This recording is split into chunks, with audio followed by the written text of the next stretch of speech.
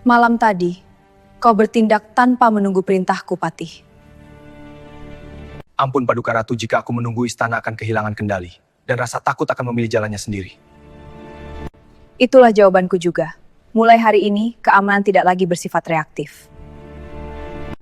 Kita tidak menunggu serangan untuk bergerak.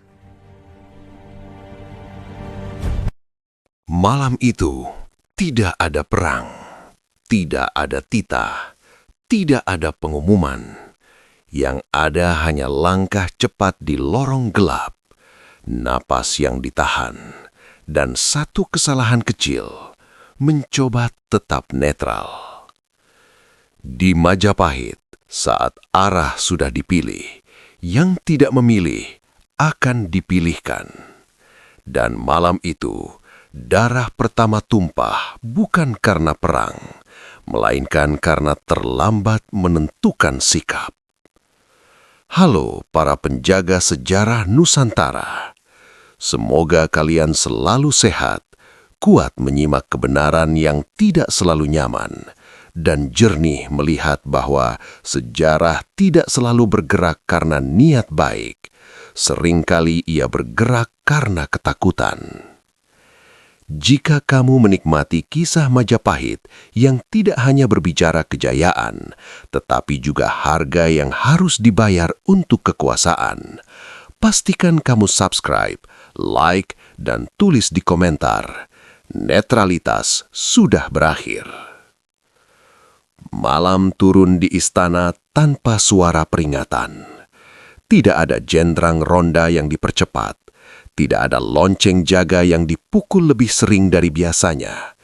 Bahkan angin pun seolah berhenti berbisik, menempel di dinding-dinding batu yang telah menyimpan terlalu banyak rahasia selama puluhan tahun. Istana Majapahit berdiri sebagaimana ia selalu berdiri setiap malam, megah, teratur, dan tampak aman.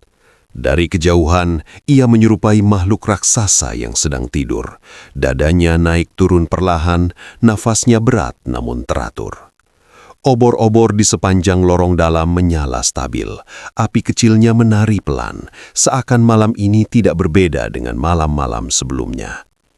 Namun sejarah jarang berubah melalui tanda besar. Ia bergerak melalui celah kecil, melalui rasa aman yang berlebihan. Seorang pejabat menengah melangkah sendirian menyusuri koridor dalam. Namanya tidak pernah disebut dalam sorak kemenangan, tidak pula dicatat dalam bisik intrik besar. Ia bukan panglima, bukan mahapatih, bukan kerabat raja. Jabatan yang ia emban cukup penting untuk membuatnya dibutuhkan, tetapi cukup rendah untuk membuatnya dilupakan. Dan justru di sanalah, selama bertahun-tahun, ia menemukan keselamatan. Ia netral, ia tidak menentang, ia tidak mendukung terlalu keras, ia selalu menunggu. Langkah kakinya bergema pelan di lantai batu, terpantul di lengkungan atap lorong. Suara itu biasa, ia telah melewati koridor ini ratusan kali. Namun malam ini, ada sesuatu yang terasa tidak sejajar. Bukan sesuatu yang bisa ditunjuk dengan jari, bukan pula suara yang bisa langsung dikenali, melainkan ketiadaan. Ia berhenti sejenak, menghela nafas, mencoba mentertawakan perasaannya sendiri. Hanya lelah, pikirnya. Istana memang selalu terasa berbeda setelah tengah malam. Ia kembali melangkah. Obor di dinding kanan berkedip sedikit lebih kuat, lalu kembali stabil. Cahaya jingga memanjangkan bayangannya di dinding kiri, bayangan seorang pria yang tampak lebih kurus, lebih rapuh dari dirinya yang asli. Ia tidak menyadari bahwa bayangan itu tidak sendirian. Biasanya pada jam ini selalu ada penjaga di ujung lorong, setidaknya satu, berdiri malas, tombak disandarkan ke dinding, mata setengah terpejam. Mereka saling mengenal wajah, kadang saling menyapa singkat, kadang hanya anggukan kecil. Malam ini, ujung lorong terlalu kosong. Ia memperlambat langkahnya. Dada kirinya terasa mengencang sedikit. Cukup untuk diperhatikan, tapi belum cukup untuk disebut takut. Naluri seorang birokrat yang telah lama bertahan di tengah istana membisikkan peringatan halus. Sesuatu sedang bergeser. "Siapa di sana?" tanyanya pelan. Suaranya tenggelam di antara dinding batu. Tidak ada jawaban, tidak ada langkah mendekat, tidak ada suara tombak bergeser. Hanya api obor yang kembali bergetar, kali ini lebih jelas. Ia menelan ludah. "Penjaga?" ulangnya sedikit lebih keras. "Aku lewat seperti biasa." Sunyi. Bukan sunyi yang damai, melainkan sunyi yang menunggu. Dan pada detik itulah, sebuah kesadaran dingin merayap ke tengkuknya. Malam ini bukan sedang lewat. Malam ini sedang mengamati. Ia melangkah mundur 1 langkah, lalu 2. Tumitnya menyentuh celah kecil di lantai batu, retakan tua yang selalu ia hafal letaknya. Biasanya, detail kecil seperti itu memberinya rasa kendali.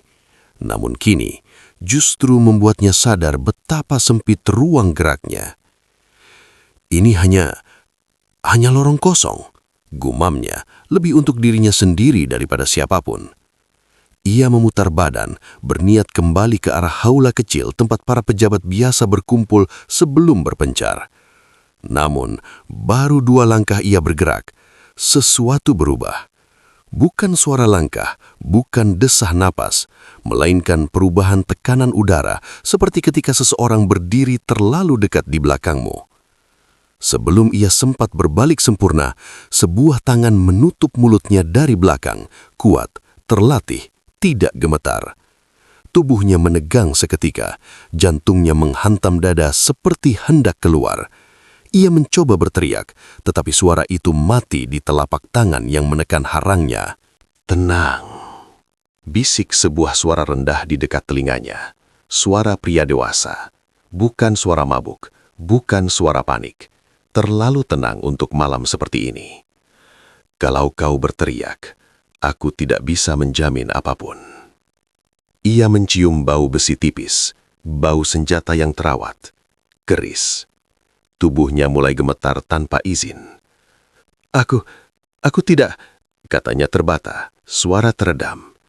"Aku tidak melawan siapapun." Tangan itu sedikit mengendur, cukup untuk membiarkannya bernapas. "Justru itu," bisik suara itu lagi, kali ini lebih dekat. "Dan itulah kesalahanmu." Seseorang muncul dari depan, melangkah keluar dari balik pilar batu. Wajahnya tertutup bayangan, hanya matanya yang menangkap cahaya obor. Tatapan itu tidak marah, tidak pula kejam, hanya pasti. "Sudah lama kau berdiri di tengah," kata orang kedua itu. "Kami menghormatinya. Dulu." "Dulu?" Suara pejabat itu bergetar. Aku hanya melakukan tugasku." Majapahit tidak lagi hidup dari hanya. Jawabnya datar. Sebuah benda dingin menyentuh lehernya, bukan ditusukkan, hanya ditempelkan, cukup untuk membuatnya membeku. Ujung keris berkilat, menangkap cahaya api. "Dengar baik-baik," lanjut suara di belakangnya. "Ini bukan eksekusi." Ia mengisak kecil, hampir tak terdengar. "Ini pelajaran." Dorongan keras datang tiba-tiba. Tubuhnya terlempar ke depan, jatuh menghantam lantai batu. Rasa sakit meledak di bahunya. Sebelum ia sempat bangkit, keris menyambar cepat. Tidak ke leher, tidak ke dada, ke lengan. Rasa panas menyobek kulitnya. Darah mengalir deras, merah gelap di atas batu pucat. Ia menjerit, jeritan pertama malam itu. Jeritan yang akhirnya memecah kesunyian istana. Langkah kaki terdengar dari kejauhan. Teriakan penjaga menyusul. Bayang-bayang bergerak cepat, memisah, menghilang ke arah yang telah mereka hafal jauh sebelum malam ini tiba. Pejabat itu tergeletak di lantai, terengah, matanya terbuka lebar menatap langit-langit lorong. Untuk pertama kalinya dalam hidupnya, ia mengerti sepenuhnya. Netralitas bukan lagi posisi. Ia telah menjadi sasaran. Dan darah yang mengalir dari lengannya adalah bukti bahwa istana malam ini telah memilih untuk berbicara. Tanpa titah, tanpa pengumuman, tanpa saksi resmi. hanya luka. Darah belum sempat mengering ketika istana mulai bergerak. Jeritan itu, satu jeritan panjang yang terputus di tengah, tidak hanya memecah lorong, tetapi juga merambat seperti getaran di dalam tubuh bangunan. Batu-batu tua Majapahit seolah mengenali suara itu. Mereka telah mendengarnya berkali-kali dalam sejarah. Suara manusia yang terlambat menyadari bahwa keselamatan bukan lagi milik mereka. Pejabat itu tergeletak di lantai. Lengan kirinya berlumur merah. Nafasnya tersengal, tidak teratur, seperti orang yang baru saja diseret keluar dari air terlalu lama. Matanya bergerak liar, mencoba menangkap wajah-wajah yang berlari mendekat. Penjaga, pelayan malam, bayangan manusia yang berubah menjadi nyata. Namun, pikirannya tertinggal di belakang, di lorong gelap itu. Di kalimat yang masih berdengung di kepalanya. Justru itu, dan itulah kesalahanmu. Beberapa langkah dari sana, dua bayangan bergerak menjauh dengan kecepatan yang tidak tergesa-gesa. Mereka tidak berlari, tidak pula panik. Mereka tahu bahwa beberapa detik pertama setelah jeritan adalah milik kekacauan. Dan kekacauan adalah selimut terbaik bagi mereka yang datang dengan tujuan jelas. Salah satu dari mereka menoleh sekilas ke belakang. Darahnya cukup, katanya pelan. Cukup untuk hidup dan cukup untuk ingat, jawab yang lain. Mereka berbelok di persimpangan lorong, menyatu dengan gelap yang telah mereka ukur berkali-kali sebelumnya. Setiap sudut, setiap pilar, setiap obor, semuanya bukan kebetulan. Ini bukan amukan, ini penandaan. Di kejauhan, langkah kaki penjaga semakin mendekat. Teriakan perintah terdengar tumpang tindih. Ke lorong dalam, bawa obor. Siapa yang terluka? Sementara itu, di balik dinding batu yang lebih tebal, jauh dari keramaian yang baru lahir, dua pejabat lain terbangun oleh kabar yang dibisikkan dengan wajah pucat. Ada darah, kata seorang pelayan dengan suara gemetar di koridor barat. Siapa? Tanya pejabat itu cepat. Pelayan itu menggeleng. Belum jelas, tapi katanya bukan orang besar. Pejabat itu terdiam. Bukan orang besar. Kalimat itu menggantung, lebih menakutkan daripada jika yang diserang adalah seorang tokoh utama. Karena semua orang tahu, orang besar diserang karena posisi, orang kecil diserang karena pesan. Dan pesan selalu ditujukan kepada mereka yang merasa aman karena tidak terlihat. Koridor barat kini dipenuhi cahaya obor. Pejabat yang terluka diangkat dengan hati-hati. Seseorang membalut lengannya dengan kain kasar. Darah terus merembes menodai putih kain dengan cepat. Siapa yang melakukan ini? Tanya seorang perwira jaga. Suaranya keras, mencoba menguasai situasi. Pejabat itu membuka mulut, namun kata-kata tercekat. Ia menutup mata sejenak, menarik napas panjang, seolah harus menempuh jarak jauh untuk kembali ke saat ini. Ada dua, katanya akhirnya. Suaranya serak. Mereka sudah tahu. Siapa? Desak sang perwira. Ia menggeleng lemah. Aku tidak melihat wajah mereka. Itu bohong setengah. Ia melihat mata, tapi mata tidak bisa ditangkap, tidak bisa dijadikan saksi. Perwira itu menggeram pelan. Kunci semua pintu, jangan ada yang keluar tanpa izin.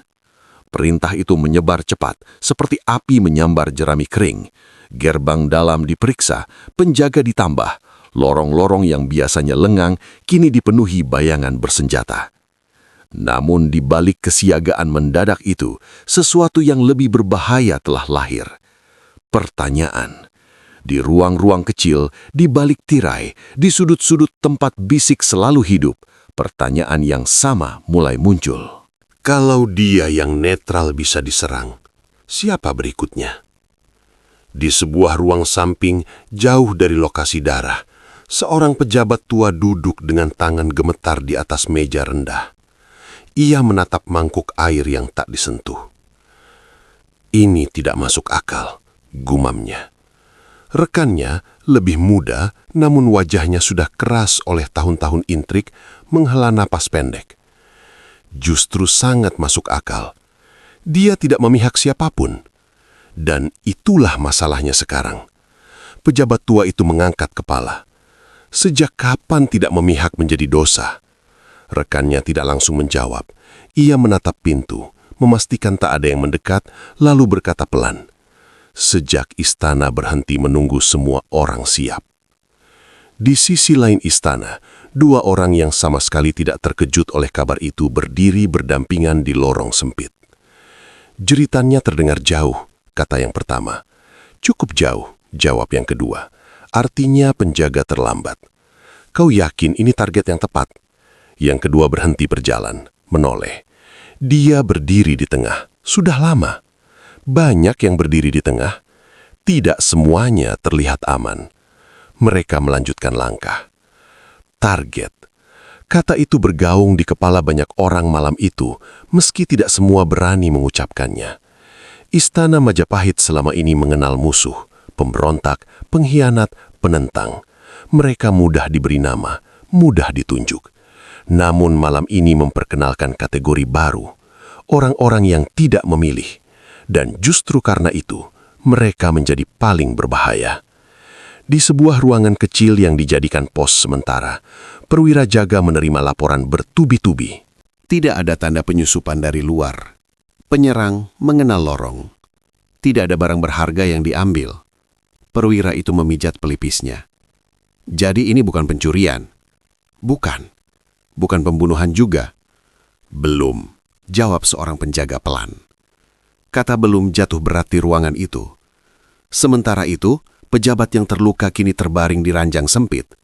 Tabib istana bekerja cepat, menjahit luka dengan tangan cekatan. Rasa sakit membuatnya menggigit kain, menahan jeritan kedua yang hampir keluar.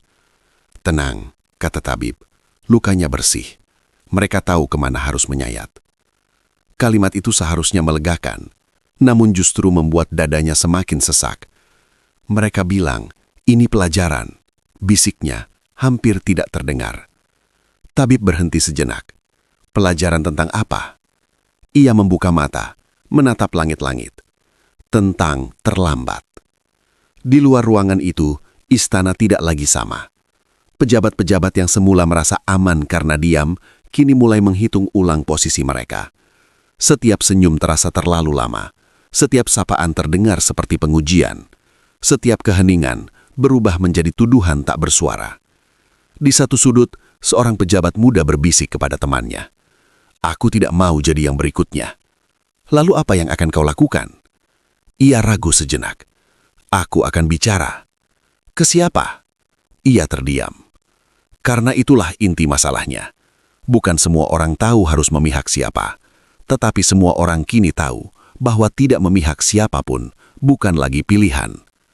Malam semakin larut, fajar masih jauh, namun satu hal sudah jelas. Serangan ini bukan kesalahan, bukan juga amukan. Ia adalah penanda. Dan Majapahit malam ini mulai memahami bahwa daftar target tidak lagi ditentukan oleh kesalahan yang dibuat, melainkan oleh keputusan yang tidak pernah diambil. Jeritan itu tidak mati di udara. Ia berlari, menyusuri lorong-lorong batu Majapahit, memantul dari dinding ke dinding, menyelinap melalui celah pintu, naik ke balok atap, dan jatuh ke telinga para penjaga yang setengah terjaga. Dalam hitungan detik, istana yang semula tidur berubah menjadi makhluk yang terkejut. Gerakannya kasar, nafasnya pendek, dan reaksinya belum teratur. Ke arah barat, ada darah. Ambil tombak, sekarang! Obor-obor dinyalakan terburu-buru. Api berkedip liar, menciptakan bayangan yang saling tumpang tindih di dinding. Lorong sempit yang biasanya tenang, kini dipenuhi suara langkah kaki yang tidak seragam. Sebagian berlari, sebagian ragu, sebagian saling bertabrakan karena panik. Di tengah kekacauan itu, dua penyerang masih bergerak. Mereka telah berpisah sejak detik pertama jeritan pecah. Bukan karena panik, tetapi karena rencana. Satu mengambil jalur kiri, menyusuri koridor rendah menuju pintu servis lama. Yang lain bergerak ke kanan, ke lorong dengan langit-langit lebih tinggi, lebih terang, lebih berbahaya, namun menawarkan lebih banyak jalur keluar. Pilihan yang disengaja. Di lorong kanan, seorang penjaga muda muncul terlalu cepat. Ia masih setengah mengantuk, helmnya belum terikat sempurna. Tombaknya terangkat refleks, ujung besi bergetar di bawah cahaya obor. "Berhenti!" teriaknya. Penyerang tidak berhenti. Ia melangkah satu kali, pendek, cepat, lalu menghilang ke sisi tombak. Keris menyambar, bukan ke leher, melainkan ke bahu. Daging robek, darah menyembur hangat. Penjaga itu berjerit, suaranya pecah oleh rasa sakit dan kaget. Benturan pertama, besi bertemu batu. Ketika tombak jatuh, tubuh penjaga itu menghantam dinding, melorot ke lantai dengan nafas tercekik. Penyerang tidak menoleh. Ia tahu setiap detik yang terbuang adalah hutang yang harus dibayar dengan darah.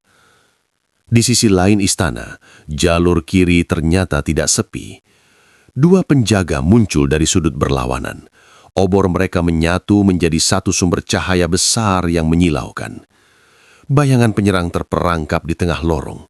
Dinding di kiri, dinding di kanan, pintu terkunci di belakang. "Jatuhkan senjatamu!" teriak salah satu penjaga, lebih tua, suaranya tegas meski nafasnya berat. Penyerang itu berhenti.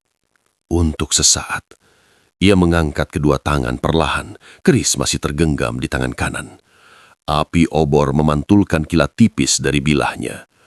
"Aku hanya lewat," katanya tenang.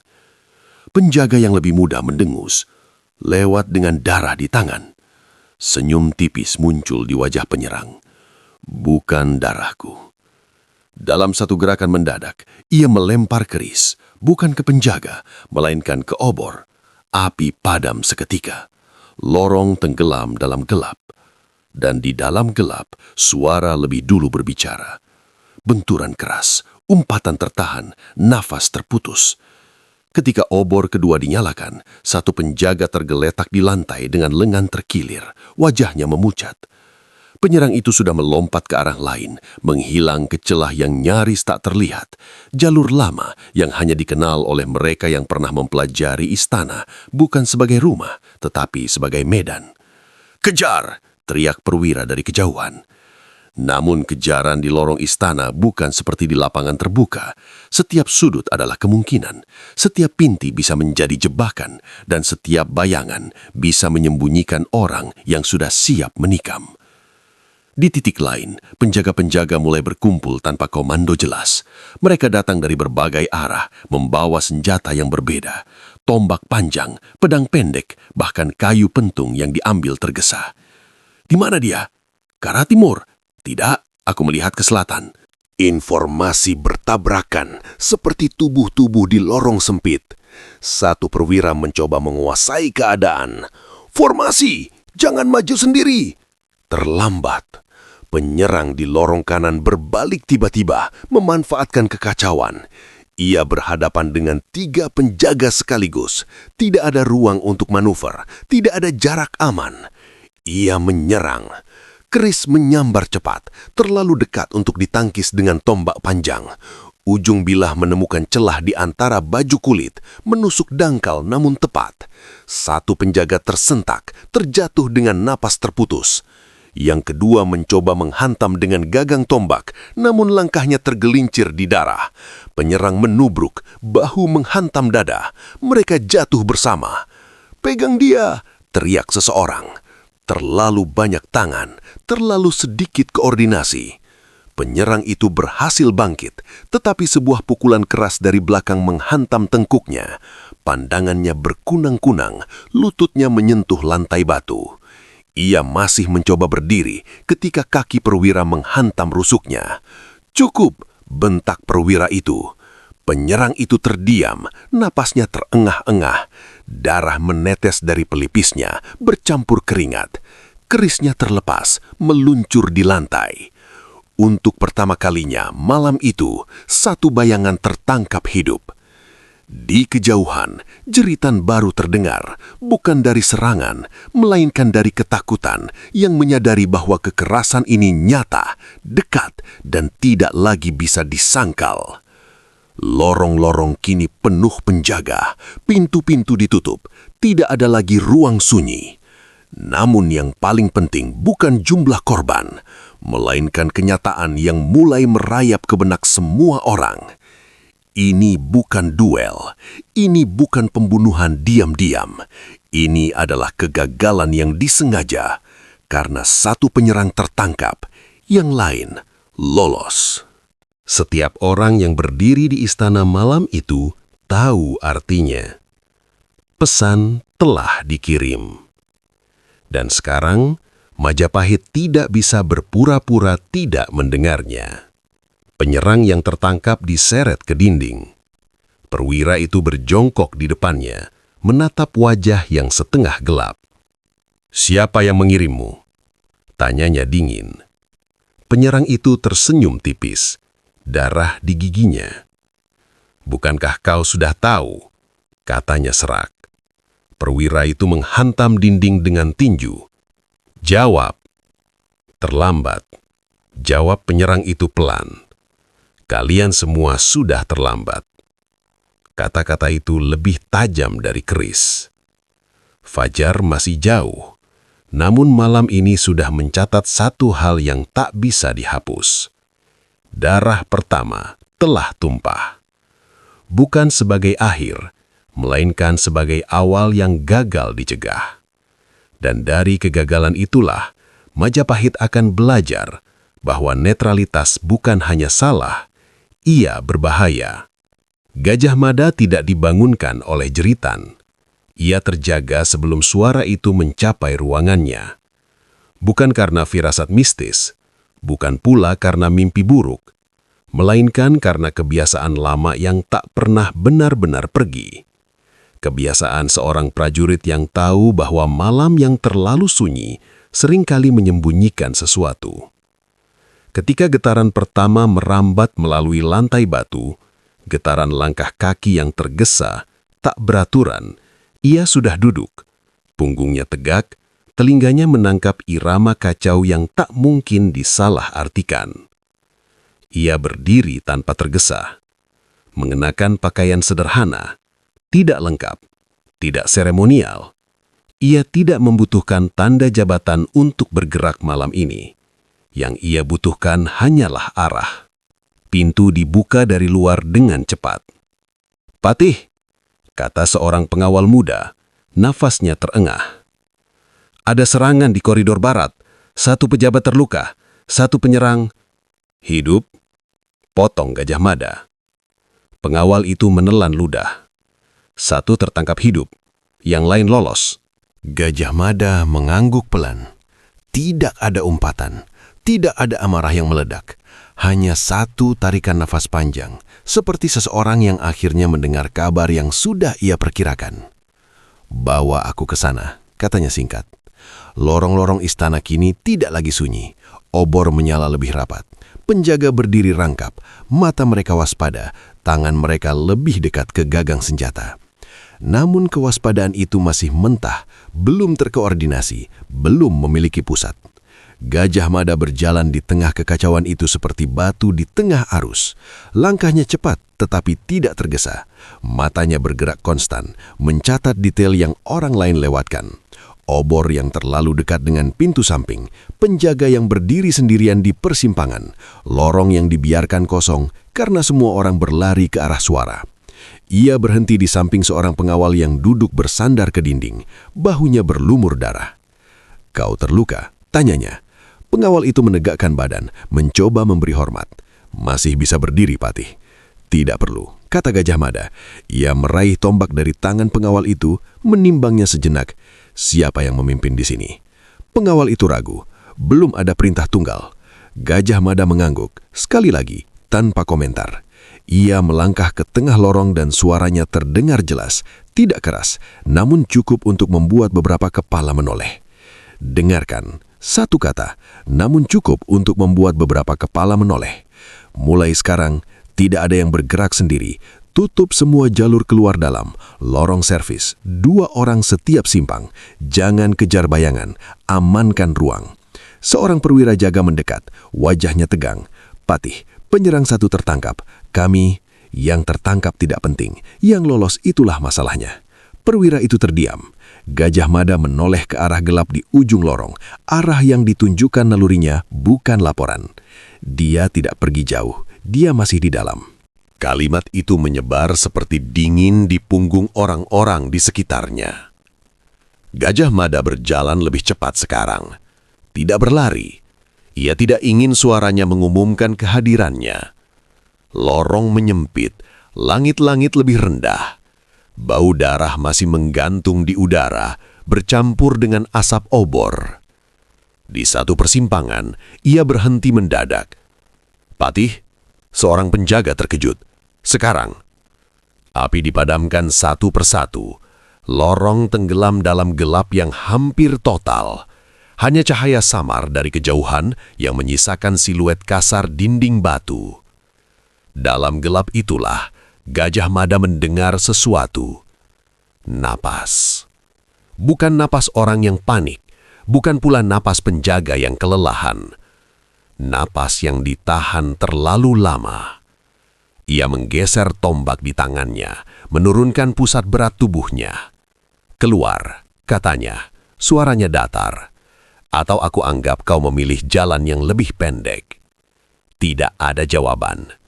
Detik berlalu.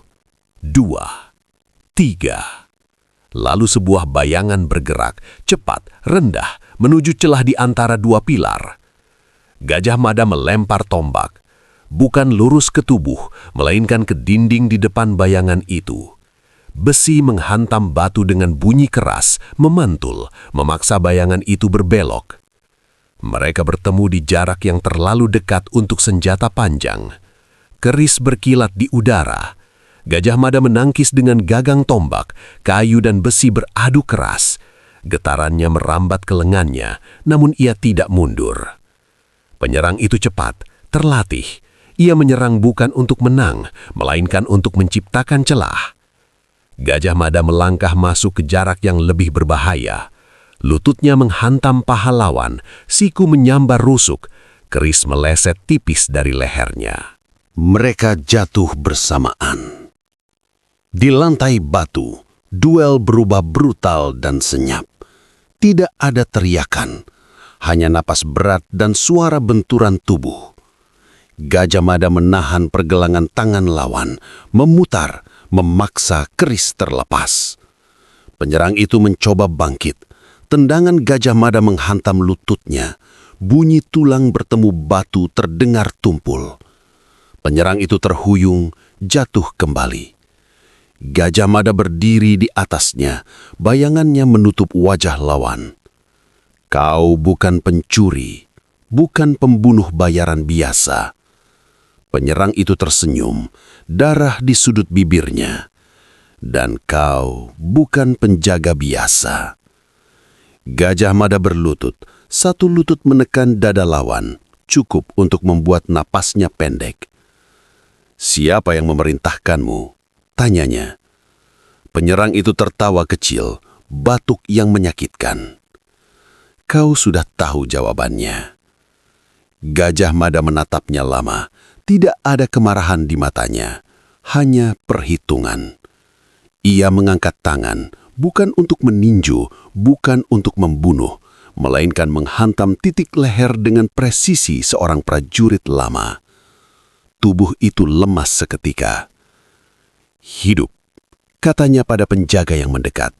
Ikat, jangan biarkan dia mati sebelum fajar. Penjaga-penjaga muncul kembali, obor dinyalakan. Cahaya mengungkap wajar Gajah Mada yang berkeringat, debu menempel di kulitnya, napasnya berat namun terkendali. Perwira jaga mendekat. Patih, apa perintah selanjutnya? Gajah Mada menatap lorong yang kini dipenuhi cahaya, darah, dan jejak kekacauan. Mulai malam ini, katanya, pelan namun tegas, istana tidak lagi menunggu niat baik. ia menoleh ke arah penyerang yang tak sadarkan diri. Dan mereka yang bergerak dalam gelap akan kita paksa berdiri di terang. Kata-kata itu tidak disampaikan sebagai ancaman, melainkan sebagai kenyataan baru. Ketika Fajar mulai mengintip dari balik atap istana, satu hal sudah jelas bagi siapapun yang menyaksikan malam itu. Kekuasaan telah menemukan suaranya kembali. Bukan melalui titah, bukan melalui sidang, melainkan melalui seorang pria yang turun langsung ke lorong gelap dan keluar membawa kendali. Dan sejak malam itu, Majapahit tahu, jika kekerasan menjadi bahasa, maka Gajah Mada adalah orang yang paling fasih berbicara dengannya. Fajar datang tanpa membawa kelegaan. Cahaya pagi menyelinap perlahan ke sela-sela atap istana, jatuh ke lantai batu yang semalam dibersihkan tergesa. Air telah disiram, darah telah dihapus, bekas pertarungan disamarkan sebaik mungkin. Namun tidak ada upaya pembersihan yang mampu menghapus sesuatu yang jauh lebih sulit dihilangkan. Ingatan. Istana Majapahit tampak kembali normal bagi mata yang tidak ingin melihat lebih dalam. Penjaga berdiri di pos mereka, pelayan berjalan dengan kepala menunduk, pintu-pintu besar dibuka sebagaimana mestinya. Namun ritmenya berubah. Langkah-langkah kini lebih cepat, tetapi juga lebih ragu. Tatapan tidak lagi berani bertemu terlalu lama. Sapaan pagi terdengar pendek, kaku, seperti diucapkan karena kewajiban, bukan kebiasaan. Malam telah pergi, tetapi ia meninggalkan bayangannya. Di sebuah lorong samping, dua pejabat menengah berjalan berdampingan tanpa berbicara. Biasanya mereka bertukar kabar ringan, tentang sidang, tentang cuaca, tentang kabar keluarga. Pagi ini, mereka hanya mendengar langkah masing-masing. Akhirnya, yang lebih muda memecah diam. Dia masih hidup, katanya. Yang lebih tua tidak langsung menjawab. Siapa? Yang diserang. Langkah mereka melambat. Masih. Jawab pejabat tua itu akhirnya. Dan itu yang membuat semua orang tidak tenang. Pejabat muda menghela napas. Kalau dia mati, mungkin kita bisa menyebutnya kecelakaan. Kalau dia mati, balas yang tua pelan. Kita bisa pura-pura tidak mendengar pesannya. Mereka berhenti di persimpangan lorong. Di depan mereka, dua penjaga berdiri berhadapan, memeriksa daftar orang yang lewat, sesuatu yang jarang dilakukan di lorong dalam. Sejak kapan kita diperiksa seperti tamu? Gumam pejabat muda. Sejak istana berhenti percaya, jawab yang tua. Di ruang lain, lebih tersembunyi, sekelompok pejabat berkumpul dengan dalih rapat kecil. Tidak ada agenda resmi, tidak ada catatan. Hanya wajah-wajah yang terlihat lebih pucat dari biasanya. Ini tidak bisa dibiarkan, kata seorang di antaranya. Suaranya bergetar meski ia berusaha terdengar tegas. Jika kita semua hidup dalam ketakutan, pemerintahan tidak akan berjalan. Pemerintahan sudah berjalan terlalu lama dengan diam, dan lihat hasilnya. Seorang pria bertubuh kurus, yang selama ini dikenal sebagai penyeimbang, menyandarkan punggung ke dinding. Kita tidak tahu siapa yang memerintahkan serangan itu. Justru itu, jawab seseorang cepat. Dan mereka yang tahu, tidak berbicara. Ruangan itu kembali sunyi. Setiap orang menyadari bahwa ketidaktahuan bukan lagi perlindungan, melainkan ancaman. Di sudut istana yang lain, penjaga-penjaga berganti shift dengan wajah yang tidak biasa. Mereka tidak lagi bercanda ringan. Senjata diperiksa 2 kali, tali pengikat dikencangkan. Seorang penjaga muda berbisik kepada seniornya. Apa benar penyerang itu orang dalam? Seniornya tidak menjawab langsung. Ia menatap lorong panjang di depan mereka. Yang penting bukan dari mana dia datang, tapi siapa yang masih bisa bersembunyi. Kalimat itu membuat penjaga muda menggenggam tombaknya lebih erat. Sementara itu, pejabat yang terluka terbaring di ruang perawatan dalam. Lukanya telah dijahit rapi, tetapi wajahnya belum kembali ke warna semula. Setiap kali pintu berderit, ia menoleh cepat. Napasnya memburu. Seorang tabib mencoba menenangkannya. Kau aman sekarang, penjaga berlapis. Ia tersenyum pahit. Aman bukan berarti tenang. Tabib itu terdiam. Apakah mereka mengatakan sesuatu? Tanya seorang pejabat tinggi yang datang menjenguk, suaranya rendah. Pejabat terluka itu menatapnya lama, seolah menimbang apakah kejujuran masih layak dipertahankan. Mereka bilang ini bukan hukuman, katanya akhirnya. Ini penanda. Penanda apa? Bahwa menunggu sudah dianggap memilih. Pejabat tinggi itu mengangguk pelan, wajahnya mengeras. Dan kau menunggu terlalu lama. Ya, jawabnya lirih. Dan sekarang semua orang tahu. Kabar tentang penyerang yang tertangkap hidup tidak pernah diumumkan secara resmi. Namun justru karena itu, rumor tumbuh lebih liar. Ada yang mengatakan ia sedang disiksa. Ada yang yakin ia sudah mati diam-diam. Ada pula yang percaya ia akan menghilang sebelum sempat bicara. Ketidakpastian itu sendiri menjadi senjata. Di antara para pejabat, satu pertanyaan kini menguasai semua percakapan, meski jarang diucapkan dengan kata-kata. Jika aku tetap diam, apakah aku berikutnya? Seorang pejabat muda yang selama ini memilih tidak terlihat, berdiri lama di depan cermin perunggu di ruangannya. Ia menatap bayangan dirinya sendiri, wajah yang tampak sama namun terasa asing. Aku hanya ingin bertahan, gumamnya. Pintu diketuk pelan. Ia terkejut. Masuk. Seorang kolega lama melangkah masuk, menutup pintu di belakangnya. Kau sudah dengar? Ia tertawa kering. Semua orang sudah dengar. Kolega itu mendekat. Kita harus bicara. Sekarang? Justru sekarang. Pejabat muda itu menelan ludah. Tentang apa? Tentang kemana kau akan berdiri. Kata berdiri terdengar lebih berat daripada memilih.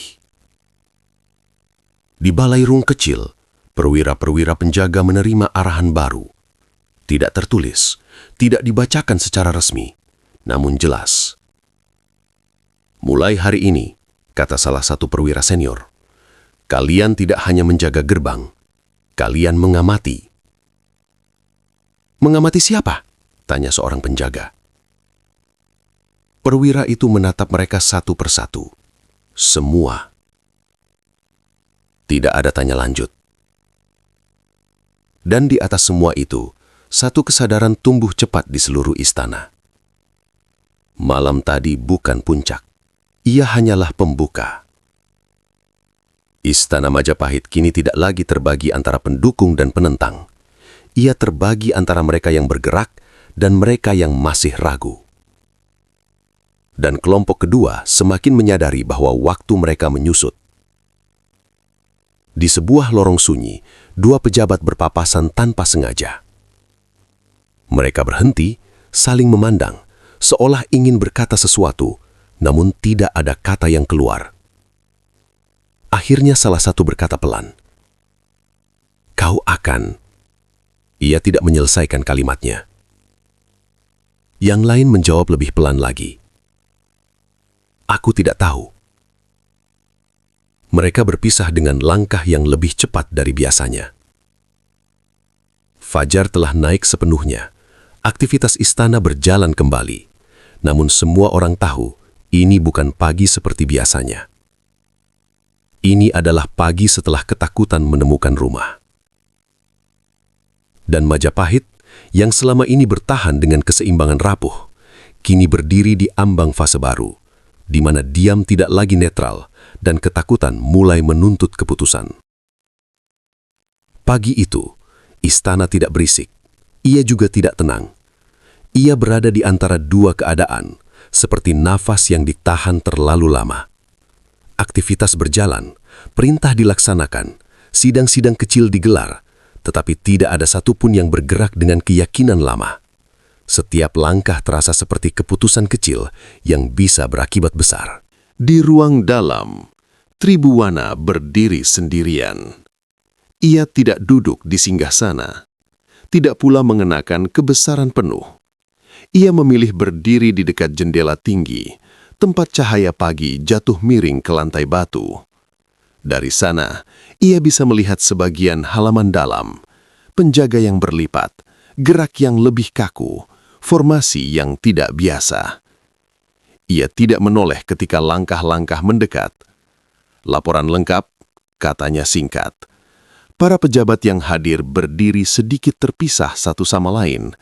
Tidak ada yang berani terlalu dekat, seolah jarak fisik bisa menjadi pelindung jika kata-kata berubah menjadi pisau. Perwira jaga memulai, suaranya formal, terlalu terlatih. Satu pejabat terluka, kondisi stabil, 2 penyerang, 1 tertangkap hidup, 1 lolos. Kerusakan? Tanya Tribuana tanpa menoleh. Terbatas, tidak ada pintu besar yang jebol, tidak ada pembunuhan.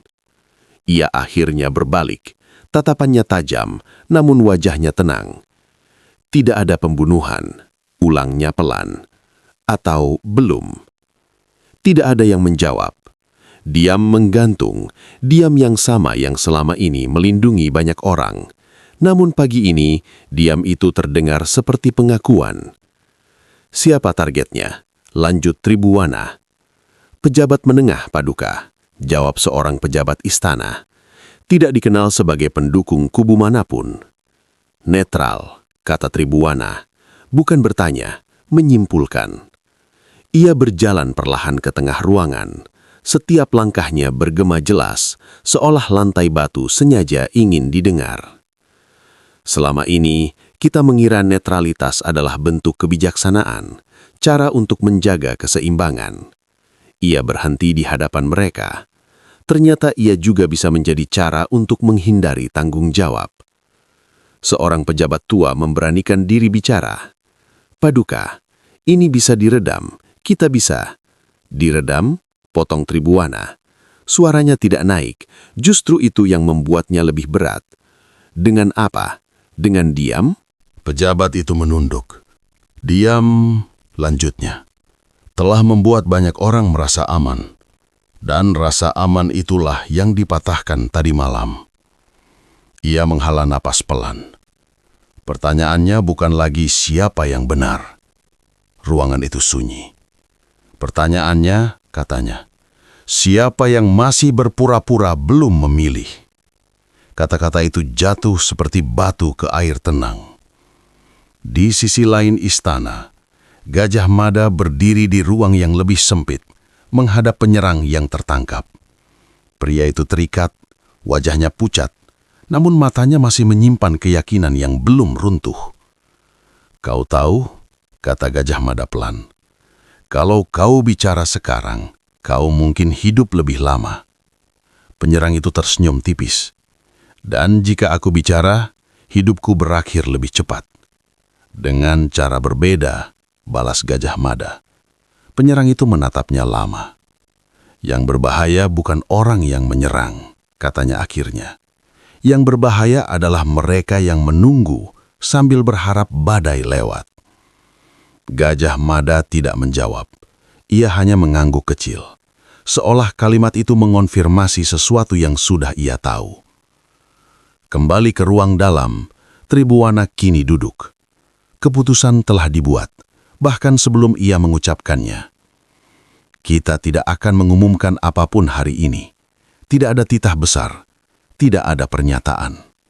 Beberapa orang tampak lega, yang lain justru semakin tegang.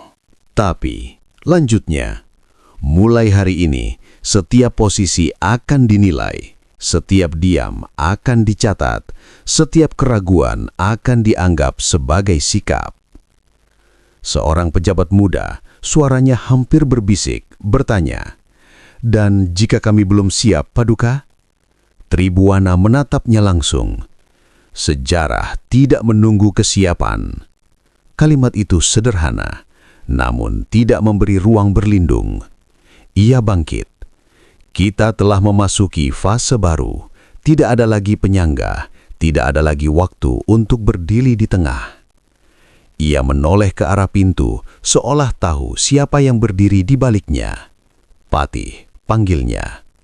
Gajah Mada masuk. Langkahnya mantap, bekas malam masih melekat pada dirinya. Debu, lecet kecil, mata yang belum sepenuhnya lelah. Malam tadi, kata Tribuana, kau bertindak tanpa menunggu perintah. Ya, jawab Gajah Mada, tidak membela, tidak meminta maaf. Apakah kau menyesal? Gajah Mada berpikir sejenak. Tidak. Beberapa orang menahan napas. Karena jika aku menunggu, lanjutnya, istana akan kehilangan kendali dan rasa takut akan memilih jalannya sendiri. Tribuwana mengangguk. Itulah jawabanku juga. Ia menatap seluruh ruangan. Mulai hari ini, keamanan tidak lagi bersifat reaktif. Kita tidak menunggu serangan untuk bergerak. Ia berhenti sejenak. Dan mereka yang masih berharap bisa bertahan dengan diam akan segera menemukan bahwa diam tidak lagi melindungi. Tidak ada tepuk tangan, tidak ada sorak, hanya penerimaan yang berat. Di luar, matahari naik lebih tinggi, bayangan-bayangan memendek, namun justru saat itulah, bagi banyak orang di istana, bayangan terasa semakin dekat. Seorang pejabat berdiri di dekat jendela, menatap halaman. Ia berbisik pada dirinya sendiri. Jadi ini akhirnya. Tidak ada yang menjawab, karena semua orang tahu titik tak balik telah dilewati. Majapahit kini tidak lagi bergerak karena kesepakatan bersama, melainkan karena ketakutan yang telah diberi arah. Netralitas telah mati, bukan oleh titah, bukan oleh keputusan resmi, melainkan oleh darah yang terlalu nyata untuk diabaikan. Dan sejarah, seperti biasa, tidak bertanya apakah semua orang sedia.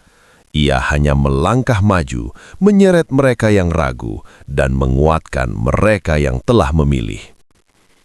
Tidak semua perang dimulai dengan genderang. Sebagian dimulai dengan satu luka yang membuat semua orang sadar, diam tidak lagi melindungi. Apakah serangan ini berdiri sendiri atau awal dari sesuatu yang lebih besar? Siapa yang akan membalas? Dan berapa banyak darah lagi yang dibutuhkan sebelum perang tak terelakkan? Like jika kamu merasakan titik pecahnya. Subscribe untuk kelanjutan kisah Majapahit. Tulis di komentar, lanjutkan episode 19.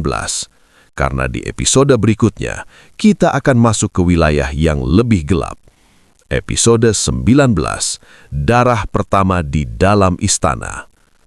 Terima kasih sudah menonton. Sampai jumpa di episode berikutnya.